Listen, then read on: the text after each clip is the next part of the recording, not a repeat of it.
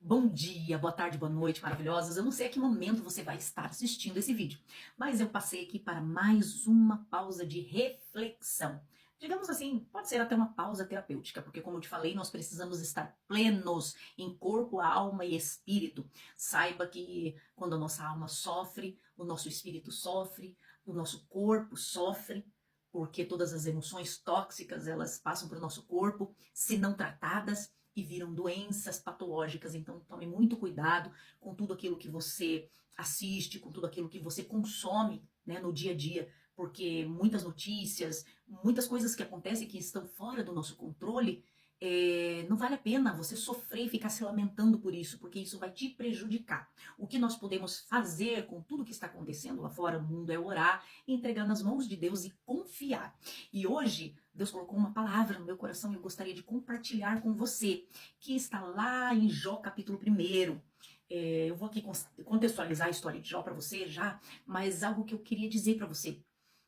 Talvez muitos, né, olham a tua situação, te julgam assim, deve ter pecado, deve ter feito muita coisa ruim para estar sofrendo tanto, para estar perdendo tanto, para estar sendo tão afligido assim, perdeu tal coisa, perdeu filhos. Saiba que um dia Satanás estava rodeando a terra e Deus o questionou o que ele estava fazendo. Ele falou assim, eu estou passeando por aí.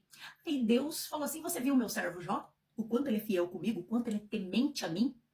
E Satanás disse assim, claro, o Senhor dá tudo para ele, o Senhor dá prosperidade, dá tudo, dá em abundância para ele. Eu duvido que se o Senhor tirasse as coisas dele, ele não ia te negar na sua face. E Deus falou assim, então tá bom, eu quero que você toque, eu permito que você toque em Jó.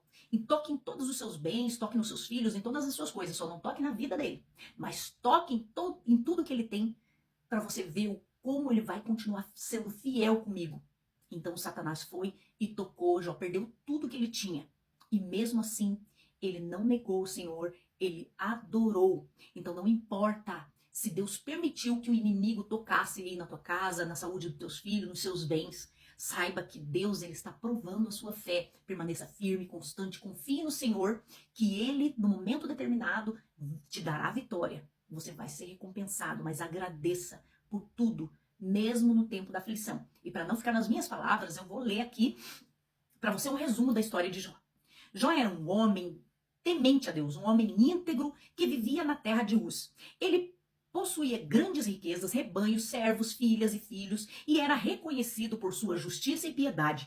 Um dia Satanás apareceu diante de Deus, sugeriu que a fé de Jó era condicionada à sua prosperidade. Deus permitiu então que Satanás tocasse em Jó, tirando-lhe tudo o que ele tinha. Seus rebanhos foram levados, seus servos foram mortos, e num único dia todos os seus filhos morreram, quando a casa onde eles estavam caiu. Além disso, Jó foi acometido de uma dolorosa ferida que cobriu todo o seu corpo. Mesmo diante de tamanha devastação, Jó não pecou contra Deus, Jó não pecou com a boca. Ele rasgou a sua roupa, rasgou as suas vestes, raspou a cabeça em sinal de luto, mas não amaldiçoou a Deus. Ele se encurvou ao chão e disse, nu saí do ventre da minha mãe e nu voltarei para lá. O Senhor me deu e o Senhor tirou. Bendito seja o nome do Senhor. E esta história está lá em Jó, capítulo 1, versículo 21. Depois você lê. Depois de um período de luto e sofrimento, 3 amigos de Jó vieram para consolá-lo. Eles tentaram explicar a causa do seu sofrimento, sugerindo que ele havia pecado. Olha só, porém manteve sua inocência, Jó manteve a sua inocência e continuou a clamar a Deus, buscando as respostas. No final, Deus respondeu a Jó a partir de um redemoinho, revelando a magnitude da criação, a limitação da compreensão humana. Jó reconheceu a soberania de Deus e se arrependeu no pó e na cinza. Como resultado, Deus restaurou a prosperidade de Jó, dando-lhe o dobro do que possuía antes, e lhe concedeu novos filhos e filhas. Jó viveu até uma idade avançada, vendo 4 gerações de descendentes. E olha a lição que nós tiramos com essa experiência de Jó. A história de Jó nos ensina que a fé não depende das circunstâncias externas, mesmo quando tudo pareça perdido. Bem, saúde, família, a confiança em Deus pode permanecer firme. A lição central é fidelidade em meio ao sofrimento. Nós podemos perder tudo o que valorizamos, mas ainda assim, escolher não negar a Deus ou perder a esperança. A integridade de Jó mostra que a verdadeira fé se manifesta na perseverança, mesmo quando não entendemos o porquê das provações. a humildade diante do mistério. Jó reconheceu que os caminhos de Deus são maiores que a nossa compreensão. Essa humildade, ela nos convida a aceitar que nem sempre teremos respostas, mas podemos confiar na bondade, na soberania de Deus. Olha só, restauração e graça. A narrativa também ela revela que a graça de Deus pode trazer restauração, novas bênçãos, mesmo depois da perda mais profunda. Isso nos encoraja a manter a esperança de que após o inverno pode vir a primavera, assim como eu falei num vídeo anterior, as estações. Depois do inverno, a primavera com certeza virá. Em suma, a história de Jó nos chama a viver com uma fé que persiste apesar das perdas, a manter a humildade diante dos mistérios da vida, a confiar na possibilidade de restauração quando o tempo de Deus chegar. Talvez esse momento que você esteja enfrentando agora, você esteja tudo escuro, você não esteja enxergando nada, não esteja entendendo nada, assim como eu passo momentos assim também na minha vida. Todos nós que somos seres humanos, não tem ninguém aqui superior ao outro, nós somos todos iguais à vista de Deus. E Deus, ele nos prova porque ele nos ama.